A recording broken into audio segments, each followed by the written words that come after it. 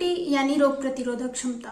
आज हर कोई अपने और अपने परिवार की इम्यूनिटी को लेकर सजग हो चुका है और इसी सजगता की वजह से हर कोई ये चाहता है कि अरे मुझे कोई काढ़ा दे दो, कोई चूर्ण दे दो या कोई आयुर्वेदिक नुस्खा बता दो, गोली दे दो जिसे उपयोग में लाकर हम अपनी इम्यूनिटी स्ट्रांग कर सकें।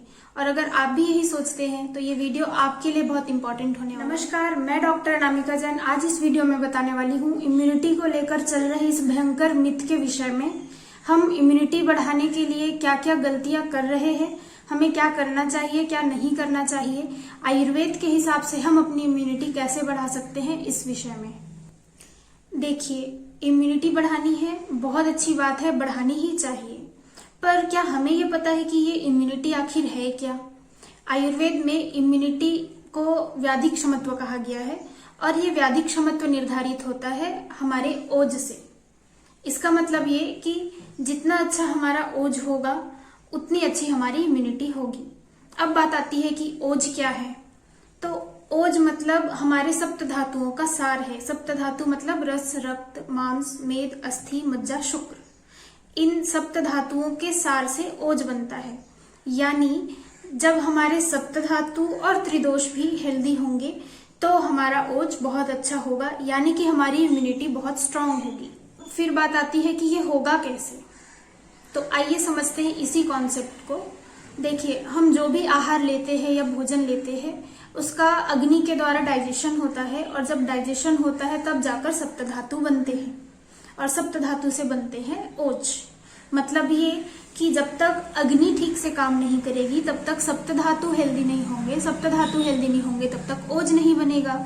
मतलब क्या कि सबसे पहले तो हमारी अग्नि स्ट्रांग होनी चाहिए। और हम करते क्या है, हम अग्नि वाला कॉन्सेप्ट भूल जाते हैं और सोचते हैं कि आंवला खा लेंगे, अश्वगंधा खा लेंगे, तुलसी का अर्क ले लेंगे, च्यवनप्राश खा लेंगे, मल्टीविटामिन्स खा लेंगे तो हमारी इम्यूनिटी स्ट्रांग हो जाएगी। नहीं, जरा रुको, समझो कॉन्सेप्ट को और उसके बाद औषधियों का इस्तेमाल करो। क्योंकि आयुर्वेद में भी जिन रसायनों का इस्तेमाल करने को कहा गया है वो भी कुछ कंडीशंस को सामने रखते हुए कहा गया है। जब तक आप उन कंडीशंस को पूरा नहीं करेंगे तब तक उन रसायनों का भी हमारे ऊपर असर नहीं होगा। अब बात आती है कि हम अपनी अग्नि कैसे स्ट्रांग करें। तो सबसे पहले तो हमें अपने खान पान पर ध्यान रखना होगा। आइए एक एग्जांपल से समझते हैं। हम क्या करते हैं, हमने सुबह नाश्ता किया, भरपेट नाश्ता किया, उसके बाद कुछ समय के बाद चाय ले लिया, फिर कुछ खाने का मन हुआ तो कुछ स्नैक्स ले लिया। अच्छा, पोषण के नाम पर काजू, किशमिश, बादाम थोड़े समय के बाद ले लिए। फिर कुछ समय के बाद लंच का समय आया, लंच खा लिया। लंच के कुछ समय के बाद फिर से चाय पीने की इच्छा हुई, चाय पी लिया। फिर कुछ स्नैक्स खाने का मन हुआ, स्नैक्स खा लिया, फिर से चाय पी ली, है ना। फिर रात का समय आया, डिनर किया, भरपेट डिनर किया और तुरंत सो गए। तो दिन भर जो हमने ये अधिक मात्रा में जो खाया है ना, उसमें से कोई भी एक चीज को हमने पचने का समय नहीं दिया। इससे ये होगा कि ये जो अनडाइजेस्टेड फूड है इससे बनेगा आम। आयुर्वेद में आम मतलब टॉक्सिन्स, हम टॉक्सिन्स कह सकते हैं। तो हमारी बॉडी में बनने लगेंगी टॉक्सिन्स और जिसकी वजह से हमें कई तरह की बीमारियां शुरू हो जाती हैं। तो एक तो ये हुआ कि हमें अपने शरीर में ये आम बनने नहीं देना है। मतलब ये कि हमें एक खाने को पचने के लिए कम से कम 4 से 6 घंटे का समय देना है।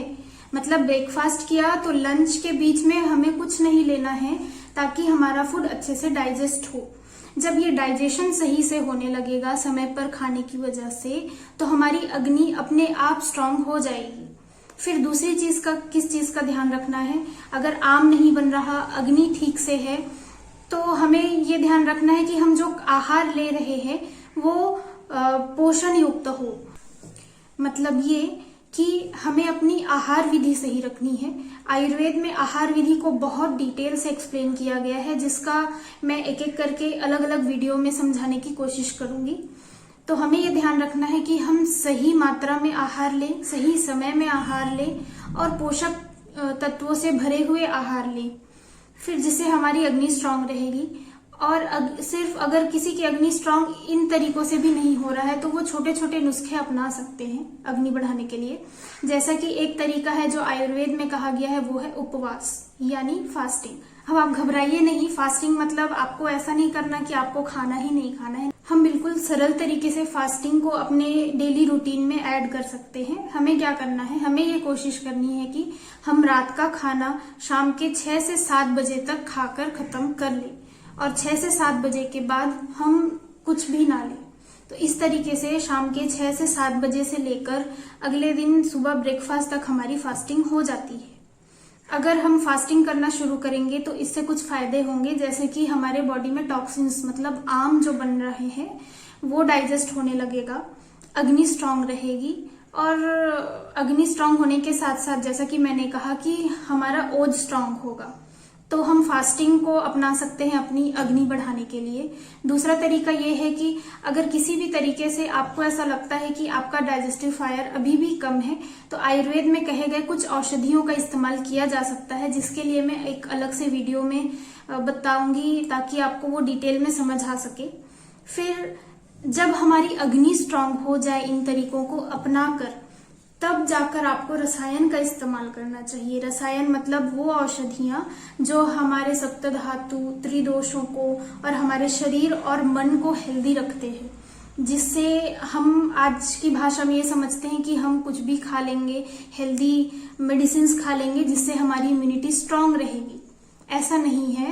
रसायन लेने की विधि जो आयुर्वेद में कही गई है, आयुर्वेद कहता है कि आपको रसायन औषधि कब लेनी है, जब आपका शरीर शुद्ध हो और आपकी अग्नि स्ट्रांग हो तब। तो इसीलिए मैं आपसे यही कहूंगी कि अगर आप कोई भी औषधि इस्तेमाल कर रहे हैं इस वक्त अपनी इम्यूनिटी बढ़ाने के लिए, है ना, तो उससे पहले आप अपनी अग्नि बढ़ाएं। जब तक अग्नि बढ़ेगी नहीं, आप जो औषधि ले रहे हैं उसका असर होगा नहीं।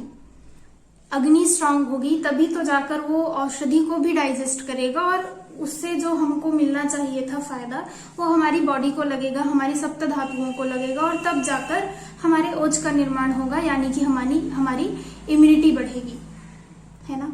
आशा करती हूँ कि आपको ये कॉन्सेप्ट थोड़ा बहुत तो समझ में आया होगा। और अगर आप समझ चुके हैं कि हमें क्या करना है इम्यूनिटी बढ़ाने के लिए, तो हमें करना है कि हमें हमारा डाइजेशन सही रखना है, हमारी अग्नि यानी डाइजेस्टिव फायर सही रखने के लिए सही खान पान को चुनना है, सही समय में और सही मात्रा में आहार खाना है, ताकि हम अपने शरीर में टॉक्सिन्स बनने से रोक सके और जो हम औषधि और आहार ले रहे हैं वो प्रॉपरली डाइजेस्ट हो सके और हमारे शरीर को लग सके, ताकि आगे चलकर हमारी इम्यूनिटी भी स्ट्रांग रह सके। अगर इसके बाद भी आपके कुछ सवाल होंगे तो आप मुझे कमेंट में अपने सवाल लिखकर पूछ सकते हैं, मैं जवाब जरूर दूंगी। उम्मीद करती हूँ कि इम्यूनिटी के संबंध में जो आज सजगता आई है बहुत अच्छी बात है। उस सजगता में हम सही नॉलेज देने की जो कोशिश कर रहे हैं वो हर किसी तक पहुंच सके और उसमें आपको मेरी मदद करनी होगी इस वीडियो को शेयर करके। तो प्लीज मेरा वीडियो शेयर करें और सब्सक्राइब करें, ताकि इस तरह की जो जानकारियां मैं लेकर आ रही हूँ वो सब तक पहुंच सके। सर्वे भवन्तु सुखिनः।